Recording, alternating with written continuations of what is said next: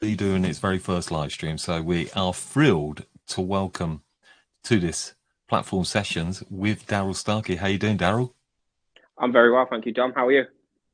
Excited. We're really looking forward to this. So we're looking forward to seeing who's joining us in the live.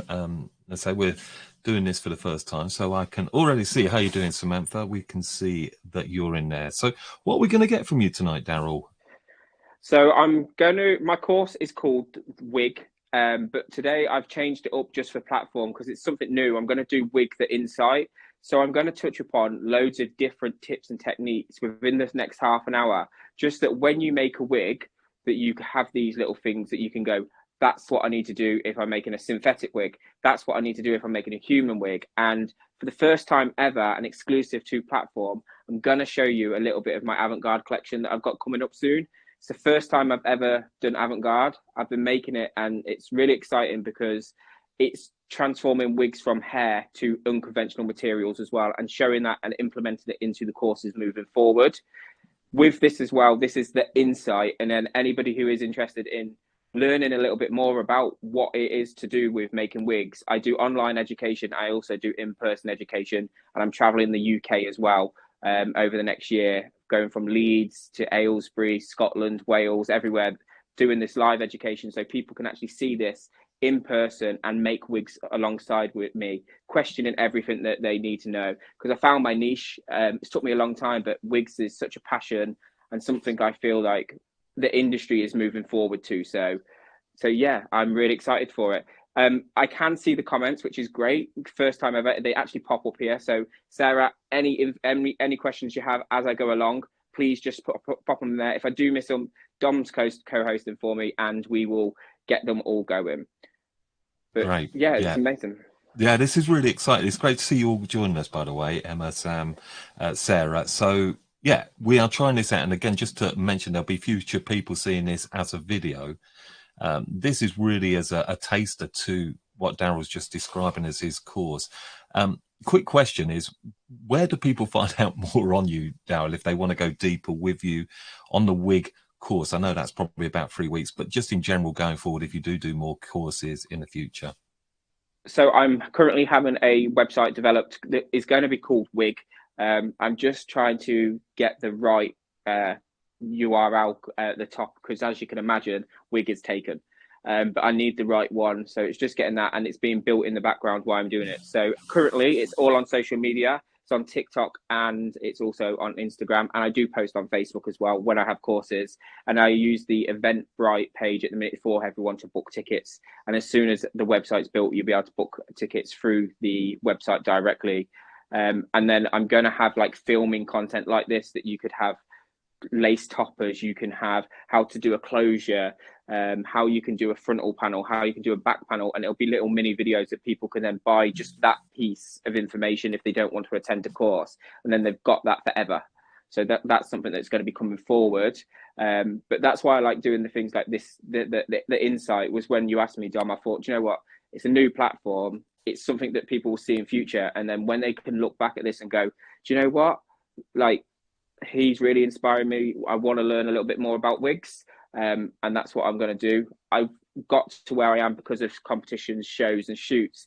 So my course is called WIG Session Shows and Style Shoots. So this is why I've got this one first. I've made this one a year ago, and I wanted to talk a little bit about how I've made wigs and what I can do going forward as well. So I'm going to come closer so everyone can get a bird's eye view of this. Cool. And just going to say, so I am seeing your comments, and thank you, Sam. I just saw you said nice, clear picture. So that's really good. Um, yeah, look, trial this out, insiders, and let's see how this all works. I think you can raise your hand if you have a question. I'm not sure, but if you can, try it out. Let's see. And put them questions in. But yeah, I'll just take questions, but I'm going to sit quietly in the background and let Darrel talk away, and I'll be keeping an eye on the comments. And yeah, let's do this. Really looking forward to it. So crack on, Darrel. Amazing. So just one thing, guys, if you do want to take any screenshots about sharing to social media saying this exclusive platform, obviously it'll be great for Dom with the launch of it coming up. And obviously everyone's seeing, but there will be times that at the minute I'm going to say don't screenshot this because it's something that's not come out yet and I just need it to be kept in secret. But we're going to start with this wig here. So this is a wig I made for my BHA trend image shoot last year. A lot of people thought I brought this or was like, how did he make this? So I'm going to go a lot closer and internal so you can actually see how this was made. So you can see here with all the tracks, there's like pieces of hair. This is completely synthetic. It was pre-colored, but I shot it in black and white anyway, and I also shot it in color. You then threaded the hair through here, through the hairnet, which is one of these. And you can see they've got all this little netting through there. So you thread a piece of hair there, pull it through, as if you could put in the cotton through an eye of a needle, and then you pull the two lengths together. And then back in the 90s, noughties, there was this little machine that all the young girls had, which you put 2 pieces of hair or 3 pieces of hair in, and you pressed a button and it braided really, really quick. So what I did is I got my niece's old little toy machine, and it did a little rope braid, and it goes all the way to the bottom, and then you just like back comb, tease this bit together, and it locks it into place. And I did that individually, and you can see all the way through. I got like smaller gaps through there, and then bit by bit I went higher and higher, and I filled in more here because I wanted it. It's quite heavy, but I wanted the weight distribution through the top to make sure that it looks like hair. But through the bottom, you can see there's not much hair at all, because that was just more of a filling in. So this is the cheats that people don't know. You think with a wig, you just need to have hair every single place. It's not always about that. It's about where you place hair and how it can finish. The rope braids actually doesn't take too long. Once I thread all the hair in there, it takes around about 2 to 3 hours. It was on like a head like this. It took 2 to 3 hours. And it was just me sitting there, 2 pieces in, and then you press the button, and I was watching TV, bit of Netflix, and you press it, done, next one in, done. And it actually is quite therapeutic when you do it. So that was just an insight into how you can thread hair and make a braided wig, because braids and texture is really important, and everyone's working on that now. But I'm going to move on and go through the insight of what you need to make a wig first. I'm then going to put a new wig on, and we're going to start placing some new tracks into that so you can actually see how wigs are placed into place as well. So when you make a wig, there's I have a video across YouTube and TikTok and Instagram, and it's called What You Need. And I literally, the profile picture is me pointing up here. It says what you need in your wig kit. But I'm going to go through it all with you now. On the course, you do get a takeaway piece of information. It's like an A4 booklet. It tells you exactly what you need, everything you want, everything that you have to have. And but then it also gives you a list of suppliers where I buy my hair from, my glue from, any additional things like this canvas head that I use as well. The tripod stand, I know everybody has them, but we have our favorites. So I always put that information into the kit list. So the first thing that you need is, when you're using this canvas head here, is I have these little pins. It's to keep everything in place, because sometimes things can move on you.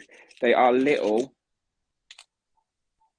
stabby pins, little drawing pins, but they're designed for these canvas heads right there.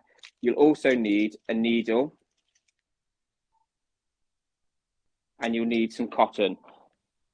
So you always need to go with cotton. So it's always best to get black or white cotton. Don't worry about any other colors, because if you're working with blonde colors, you want to use your white. If you're working with your darker colors, always use like the navy blue, you would use like a black.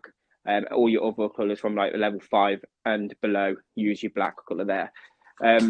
Then you also need, so it depends if we're stitching or if we're gluing. Sometimes I stitch sewing, sometimes I glue. There's 2 lots of glue that you can get. You can get the pre-bonding hair glue, and when you're learning and practicing, it's probably better to get that. It's about $1.99 for a little bottle. You can get it in white and black again, depending on the color hair you use. But once you become a little bit more advanced and you're starting to make them for shows, shoots, and you want them to hold together, there's this thing called liquid gold.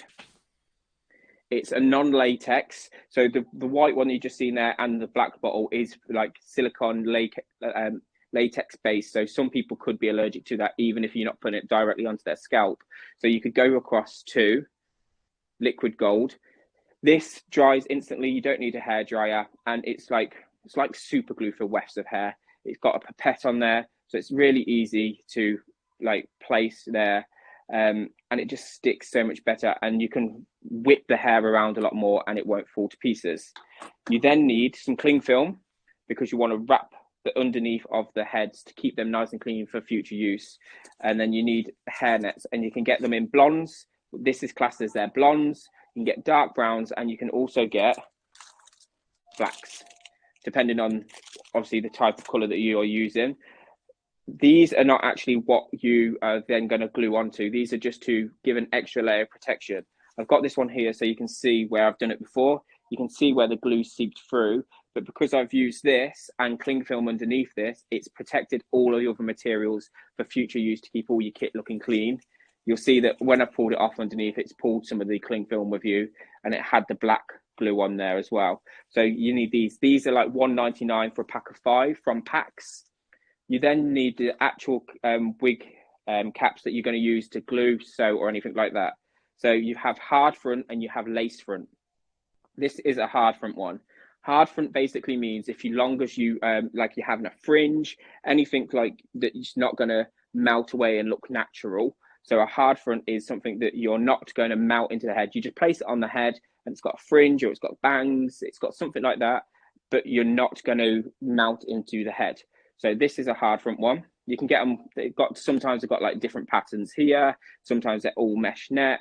Again, you can get them in different colors depending on what you want to use. You can get white, you can get brown, and you can get black. And then you also have lace front.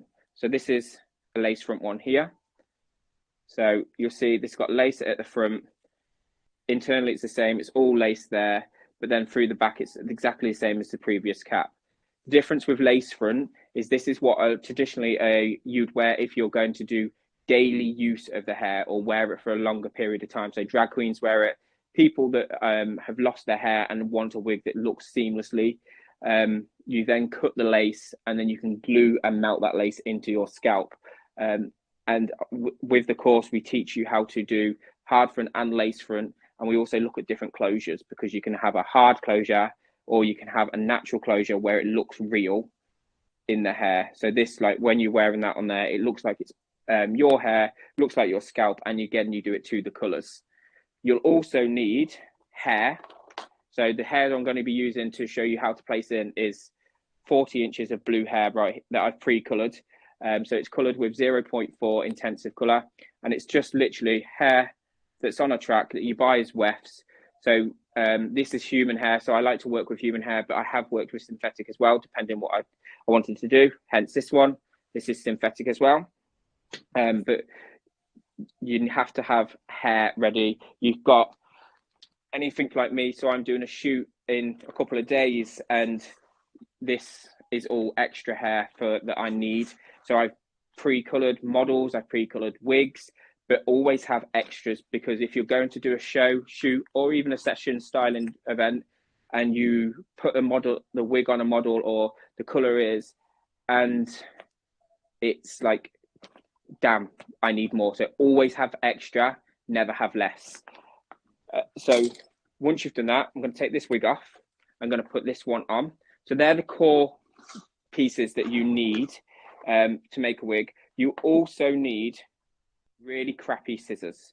The kitchen scissors are fine. Your old hairdressing scissors are even better, because any scissors that you use when you're cutting the wefts, you don't want to be blunting your best scissors. You do need hairdressing scissors as well when you're cutting the hair, as long as it is human hair. If you're going to be making a wig with synthetic hair, it's really better to have a cheaper pair of scissors again to cut into it, because you don't want to be blunting the scissors that you're going to be using on like real people, because otherwise, we all know we have our favorite scissors and it can break really easy. So this is a wig that I made. Again, I did it for no reason. I was making content for social media. As you can see, I've started to post a lot on TikTok. Very fortunate to have my wig videos go quite viral. But I wanted to show you how I can turn it from drab to fab. So this is just a basic 613 blonde. So anybody who doesn't know what 613 blonde is, it's not like us in hairdressing where it's like a 12-0 or a 10-0. 613 is basically the color of the weft. So when you get into hair extensions, you have to sort of learn a new coding for your blondes. You still have your 5s, your 6s, your 7s, your 9s, your 1s and stuff like that. But when it comes to your blondes, you have different codes. So it's not like a 12 and it's not a 10. It's 613 is like the lightest of blondes you can get, which you can see is this one here. So again, I'm going to show you the underneath what I've done, and then we're going to add hair into this. So we're going to pick up a track. Let's see what we've got under here. So depending on how we're placing, if we're doing a hard front wig, we will do a full circle. If we're doing a lace front wig, we'll do horseshoe sections. And this one, as you can see, I've done a horseshoe section. I think I did just see a question come up, but then it disappeared quickly.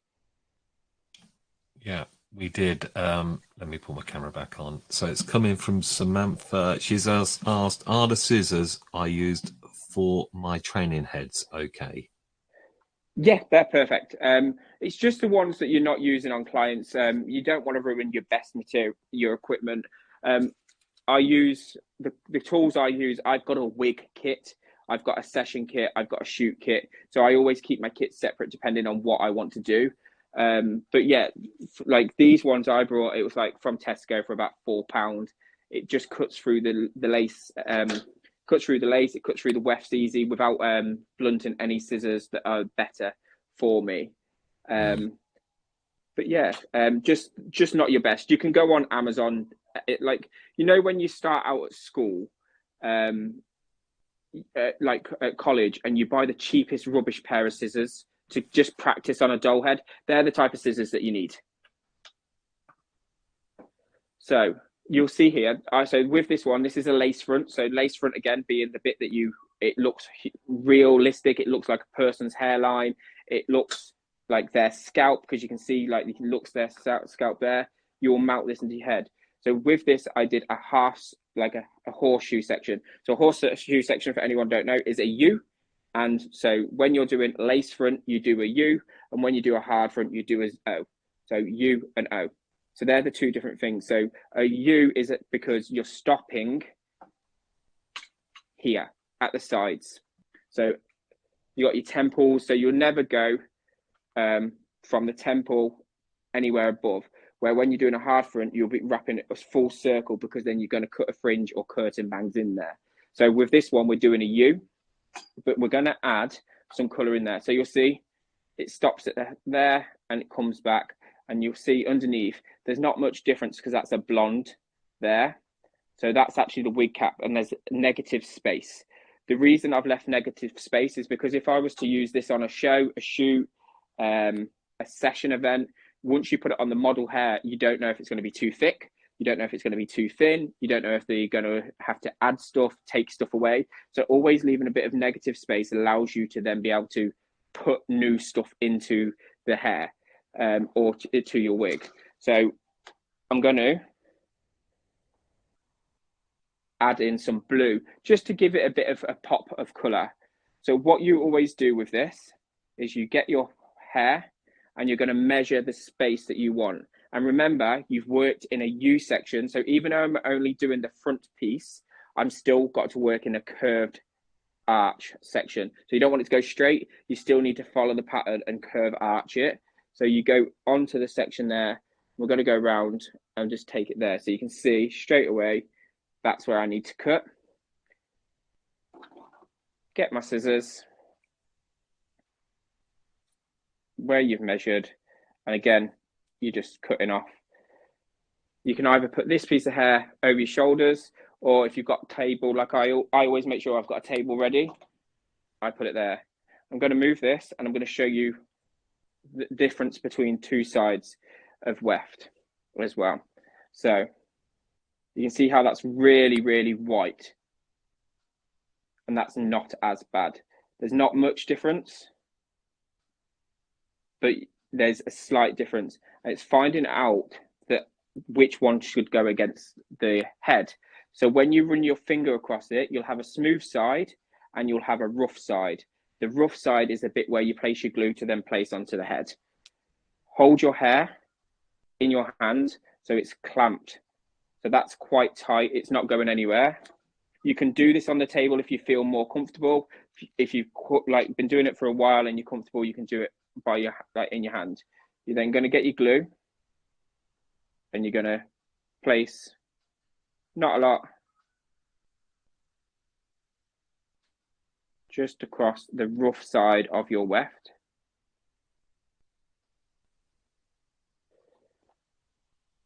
And it's a little bit like eyelash. Like, I know that most of the people watching will probably be female, some males, but we all know with eyelash glue, you have to like let it go tacky. So give it a little blow, but this one dries on its own. So with this glue, you do need to give it a little bit of help, otherwise it'll take ages. You don't have to, but using a bit of like cool air setting will dry it. And then what we're going to do is place this in. So by the time you've like got everything out of the way, you're in place and you're ready. So we're placing with our finger and with our other finger here. We've done a curved section, and we are, if I hold this, we're going to rub our hands back and forth.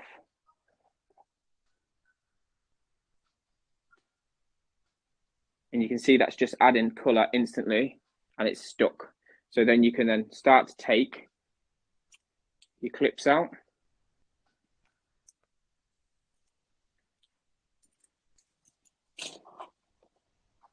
So again, this is just a little insight into tips and tricks about how to make wigs look really, really like pop in. Not just that, like adding in tracks as well could also work if you're using model's actual hair and you need to add something in. This technique can be used with sessions. So you'll go to a shoot or a show, and they'll go, I want this model to have extra hair. I need them to have a bit of color in there, this, that, and the other. And you can go, yeah, it's fine. I've learned, like, you've got that skill from being in a wig, doing a wig, but then you can add it in.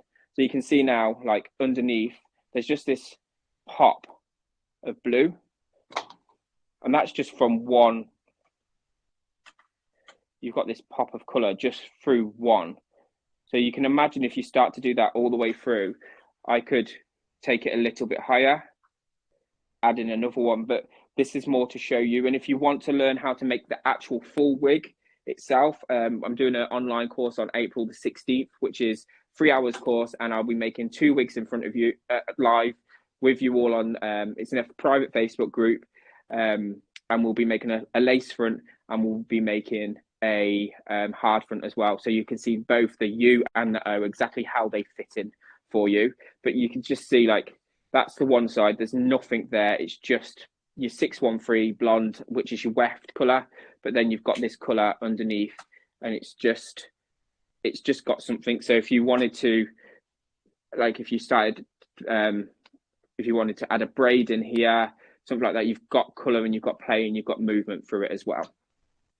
Just before I move on to the new thing, which I've been excited to show because nobody else has got to see yet. Does anybody have any questions on any of what they've seen so far that I can answer as we go along? Can't see. Let me see if I have a question.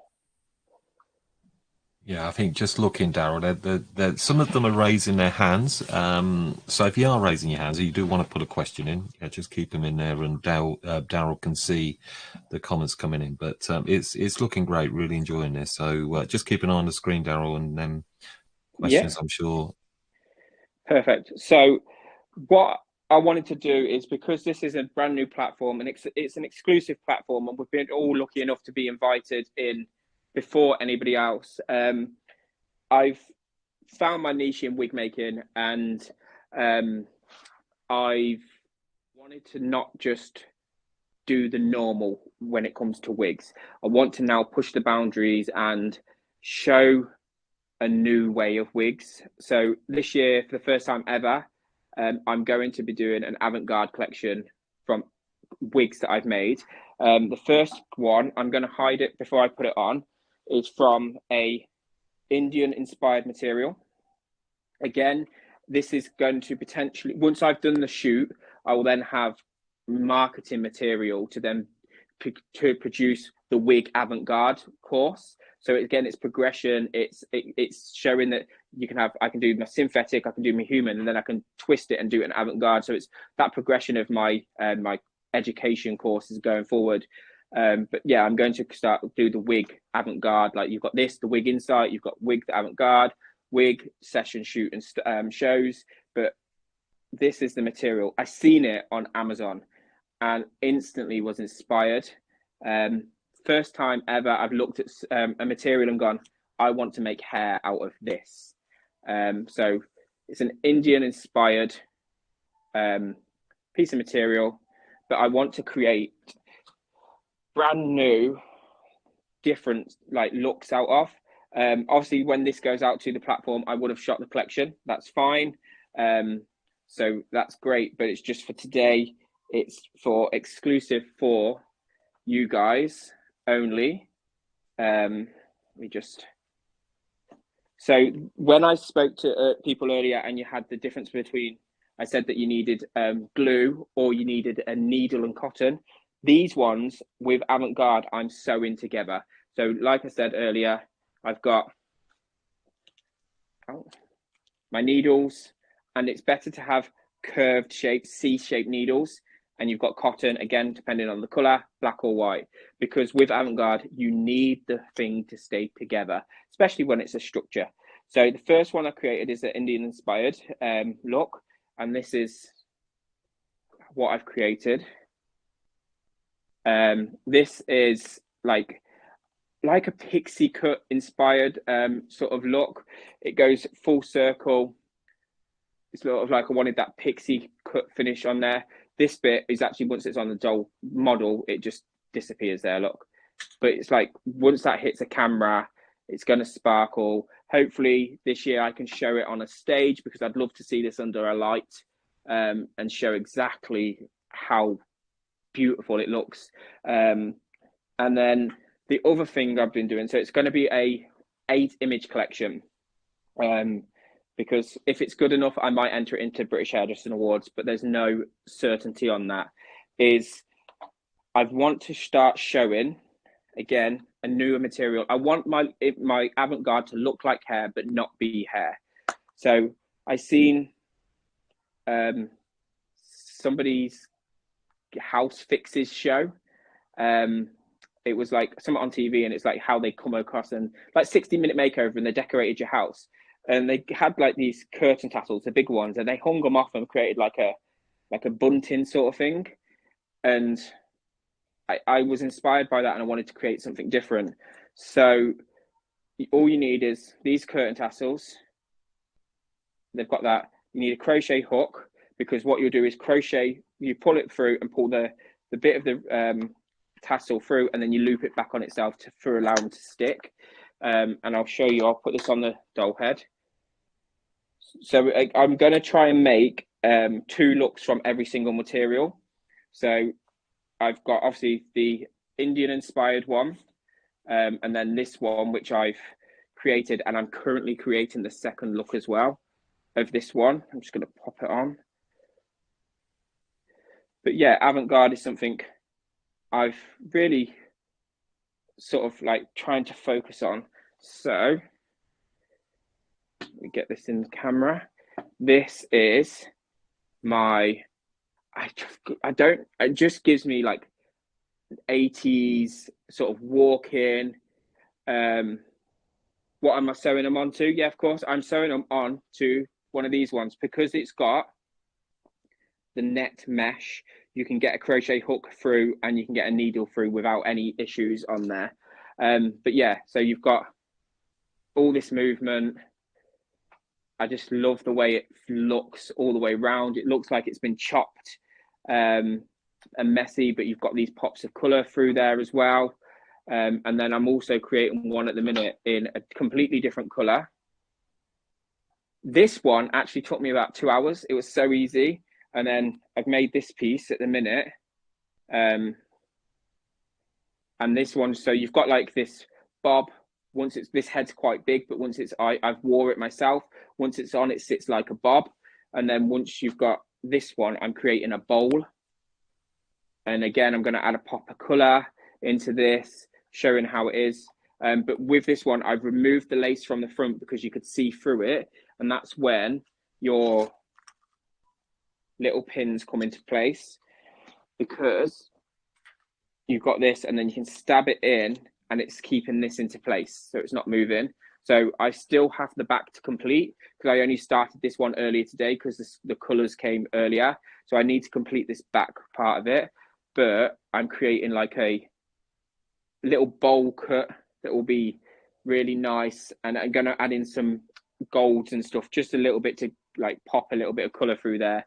But again, under the light, when you see, they just really work. The pins, it just says T pins. They like that. So it's like a T pin. So it's a T and that's the pin there. Getting them on Amazon and stuff like that. It just says for blocking lace garments.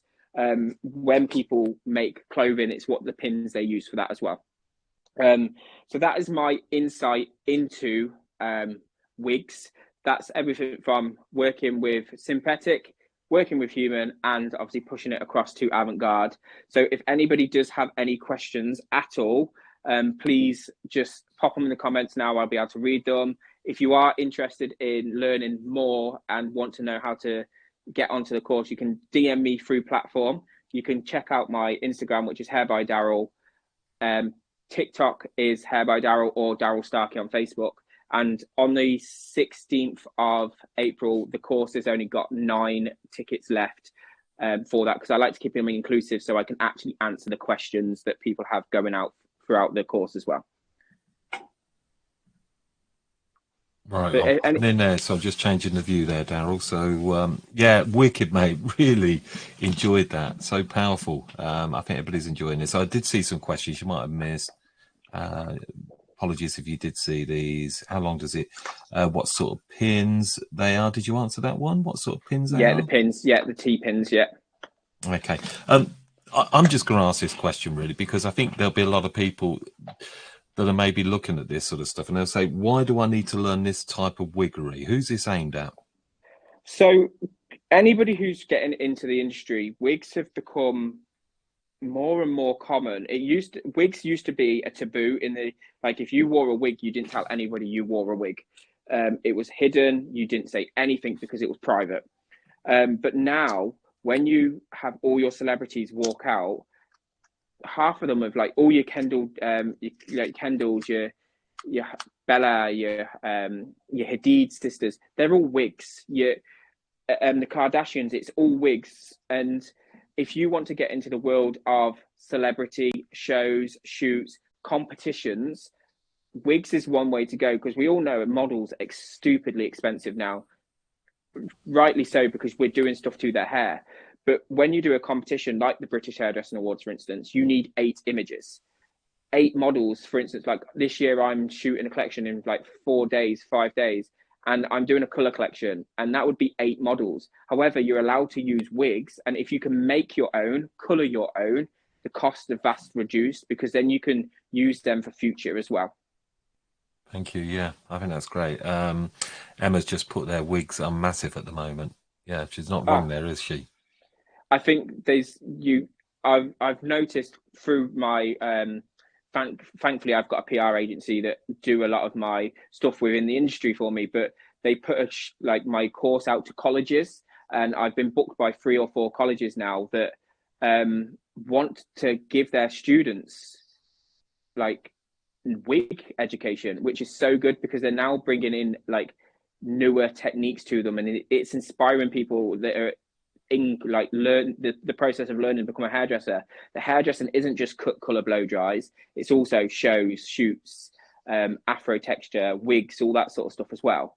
The hair, so you can get, so it depends what type of hair you want. If you want human hair, I always say it's best to go to the suppliers. So I always go to Packs in London. It's just because you can feel and touch the hair. Once you get used to it, you can then just call that person up and go, right, hiya, his name's Ahmed. I'm like, hi Ahmed, can I have 613 10 packs of that, this length, this thickness, this density? And when I'm talking about thickness and density, it's something I teach within the course, is to understand the thickness and density. Because if you're making it for a client, they will go, I want 160 gram density, and you're like, what does that mean? it's about the weight of hair, because if you do 260 gram, it could be too heavy for their head, where they want a lighter weight wig, and it's understanding all the questions. So you get like question and answer within the package that you get with the course. The ones that you do where you come out and we do it, it's about looking at the density and how much. That's why I was talking about the negative space as well. Cool. Okay. Well, look, I think we're sort of coming towards the end of it now. It's I just want to say thank you, Darrel, for officially going down in history of doing the very first live here in How to Cut It platform. It's mega. Honestly, I'm buzzing. I think you delivered it so well as well. I think just see how you delivered it. So, have you all enjoyed it? Have you enjoyed it watching it? I've enjoyed it. It's been nice because it's sort of like this is my baby. Like wigs is fast become, like you just we were saying in the background before we went live. Like wigs have, I found something that I'm passionate about, and my content now is wigs. And yes, I'm still a salon stylist. I work 5 days a week still in doing a full column, but I now implement wig into my day. So I could be doing Barbara's cut and blow dry, Sandra's color, making a wig, doing a Amazing. cut, doing a blow dry. Do you know what I mean? I now get to be a bit more creative because I've found something that works for me. I'm making wigs for people. I'm making wigs for shows, shoots, and events, and I'm pushing everything I can. And then I've implemented content creation into my day, and that never used to be something I ever did, but now I'm doing that. Well, I think, look, myself and all the insiders, I think we're very proud to see how you've grown, Darrel. I think just how you've evolved as a stylist. You're a perfect example.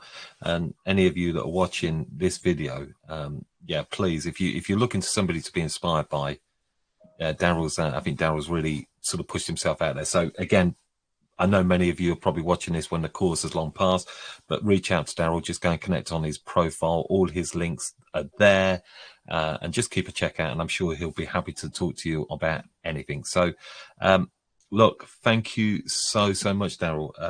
It's been, honestly, this works so well, and It's been a pleasure. really enjoyed the platform session with yourself. Ah, no, anytime. Thank you. Good night, everybody, and All right. thank you so much to everybody joining us. We are out. Cheers. Thank you.